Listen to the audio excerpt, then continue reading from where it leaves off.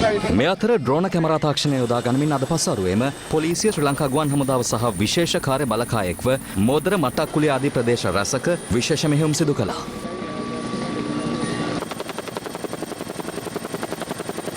මෙම මෙහෙයුම්වලදී සංචාරණ සීමා උල්ලංඝනය කළ පුද්ගලයන් 15 දෙනෙකුද අත්අඩංගුවට ගෙන තිබෙනවා.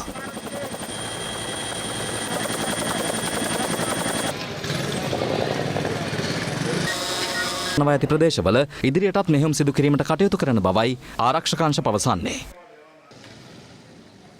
මේ අතර බස්නාහිර පළාතෙන් පිටවීමට උත්සාහ කරන්නන් වැළැක්වීම උදෙසා බස්නාහිරින් පිටවන ප්‍රධාන මාර්ග සියල්ල ආවරණය වන පරිදි ආරක්ෂාව තර කිරීමට පියවරගෙන තිබුණා.